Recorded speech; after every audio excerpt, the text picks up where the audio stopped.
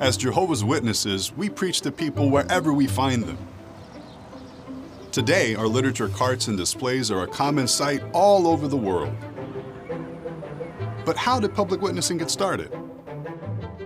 We'll explore this story of courage and innovation on this episode of Our History in Motion. More like our rewritten history made to congratulate ourselves, but I guess that's not as catchy. Jehovah's Witnesses absolutely love self-congratulating and rewriting history. And this is a little bit of both. You see, like a decade ago, they started to stand next to carts, and this video is all about how amazing that was. Let's see what they have to say, and then I'll show you the actual effects of cart witnessing and why they are actually lying. Jesus set the precedent for public witnessing. He taught in the main streets and along the road. The Apostle Paul and other first-century Christians followed that courageous pattern. Jehovah's modern-day people follow a similar example. Yeah, similar in the sense that Jesus loved to stand next to a sign and wait for someone to establish a conversation with him, right?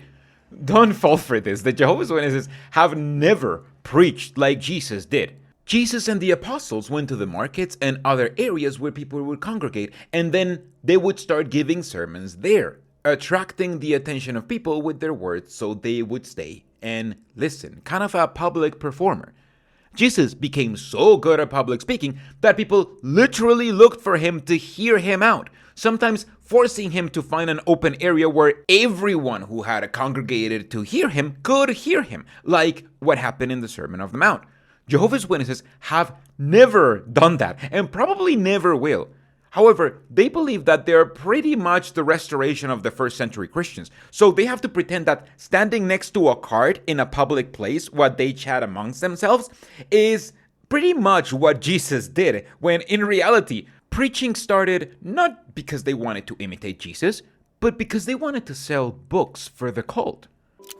In the late 1800s, the Bible students, as we were called back then, published a booklet called The Bible versus Evolution.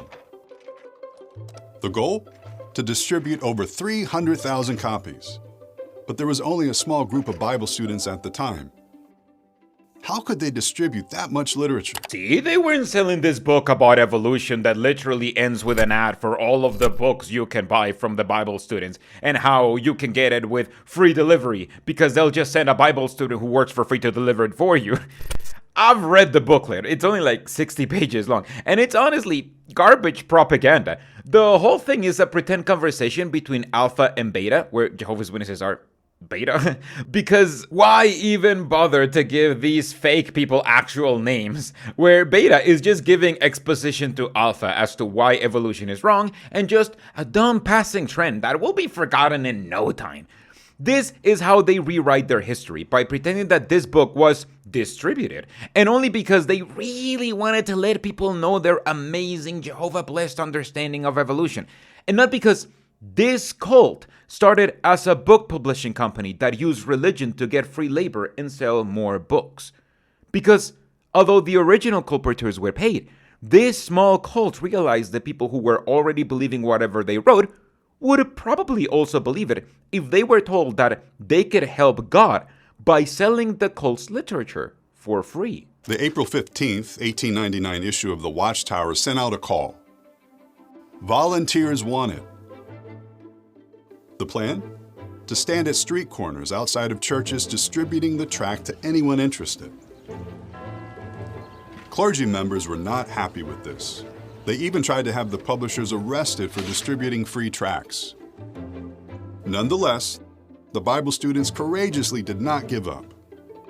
In just 1 year, over 900,000 tracts were distributed at street corners all across North America and Europe. Tracts were basically glorified flyers made as marketing for their books. You got a flyer talking about some Christian stuff with a little form for you to order some Christian-looking books. Since most people back then were Christians, and since they didn't have TikTok and had to get their content from books, this was a more enticing offer back then than it sounds today. That's why they went door to door, to sell books. And that's why they distributed tracts in street corners to advertise their books. Except they can't fully cover up and retell all the details of their preposterous history. In the 1920s, we launched a massive preaching campaign around the publication and public talk series, millions now living will never die. We thought outside the box and tried numerous methods to draw the public's attention. And it worked. Why are they talking about millions now living will never die like that? Don't they realize that was a lie? That was in the 1920s. We don't have 1 million of that people who lived back then alive today. So why are they so proud that their preaching plan for this false prophecy worked? I hate this, especially because it hits a nerve in me. I was a Jehovah's Witness because I was born as one, and my father was a Jehovah's Witness because his own father converted when my father was a child and raised them as Jehovah's Witnesses. And why did my grandpa convert to the Jehovah's Witnesses? Because they lied to him and told him that he was gonna live forever. He converted because he heard this speech, millions now living will never die, and believed in it. This speech is the reason why I am a third-generation Jehovah's Witness. And it's all a lie.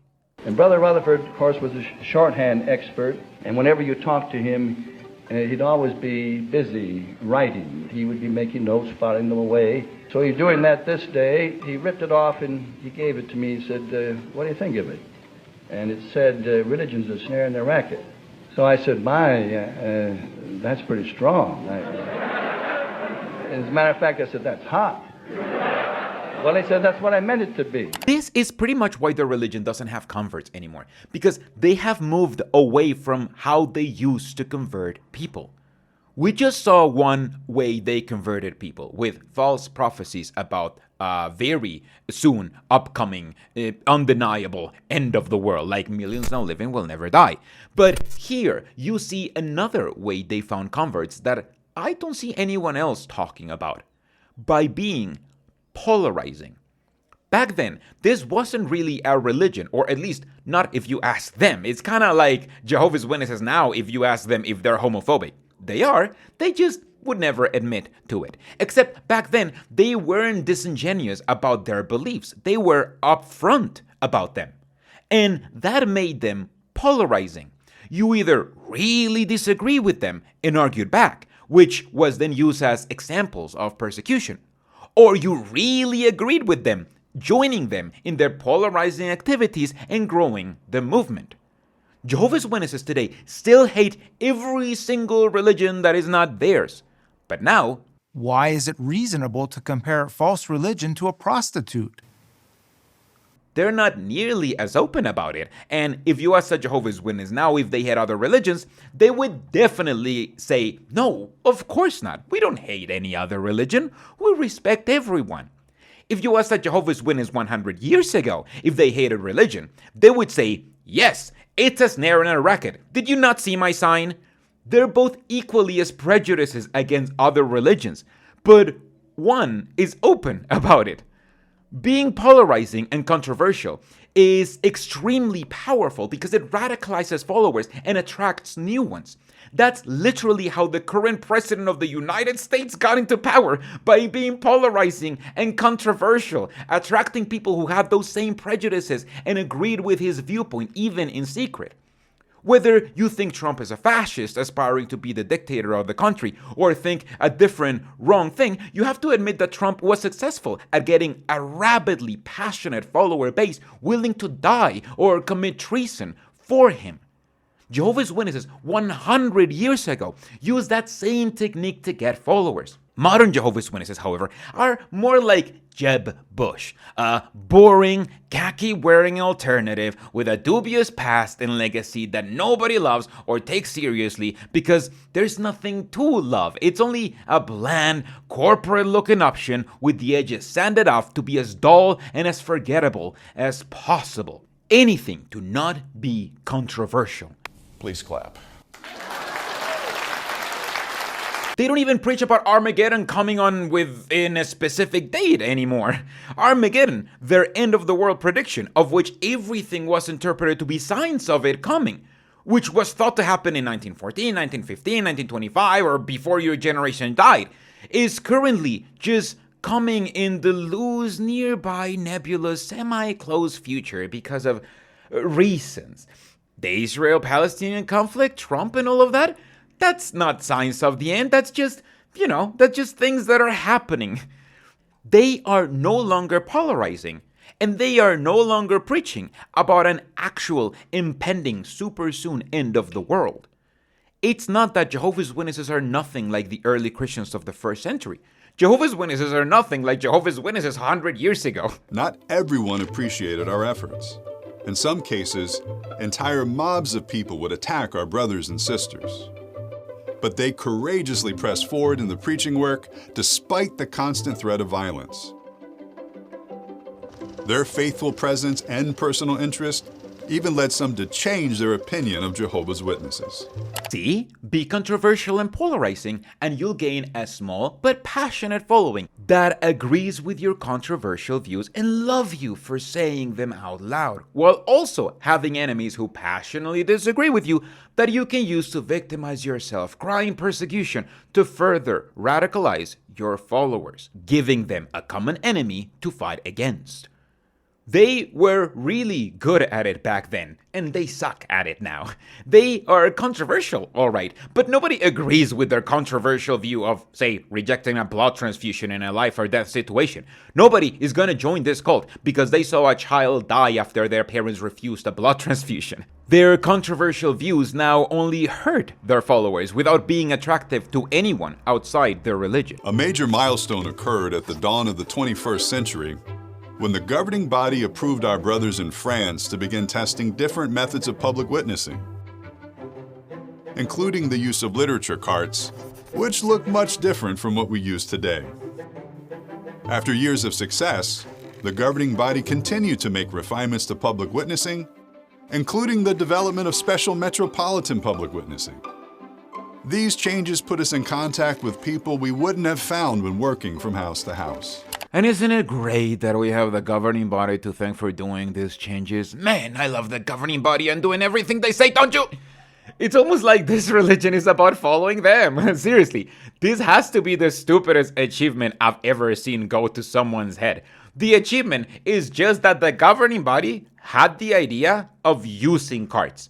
That's it. And this whole video is about how apparently every single thing they did for preaching in the last 100 years have all led up to this. That brings us to today, where public witnessing is a key part of our ministry. Literature carts are so familiar that we've even written a song about them. Yes, carts are so innovative that this isn't the first time that they self-congratulate for them. By the way, I showed the Kevin McCree version of the card song to my partner. You should totally watch it. And she was like, I don't get why this is satire. It's just a ridiculous song. I had to tell her that Kevin McCree only made the Lego version of it. Her jaw dropped when she realized the idea of making a song about a card came from their religion instead of being the product of apostates making fun of the current state of their religion. And I know that they're lying about the cards by making them sound game-changing because I've actually looked at the numbers. This is a chart of their growth, and this is the year when they introduced cards. Do you see how their growth is completely unaffected and remains stagnant? To give you some context, this is how the chart looked in the 90s. Now that's growth. This is nothing but an attempt to rewrite history to obfuscate the truth, lie about the effectiveness and biblical precedence of cards, and give all the glory about this divine change to the governing body. But that's all for now. Don't forget to like this video and please consider subscribing. Want to see the whole JW broadcasting analysis? Join my Patreon or become a YouTube supporter to binge it all before the next video comes out. And also to join my new Discord server. I feel so guilty because I get a lot of messages that I just cannot respond to. So there we can just chat about Jehovah's Witnesses stuff, ask for advice, socialize, or whatever. This Discord server is definitely not gonna be open forever. I will just have it open for like a few weeks, maybe a few months, so join us soon.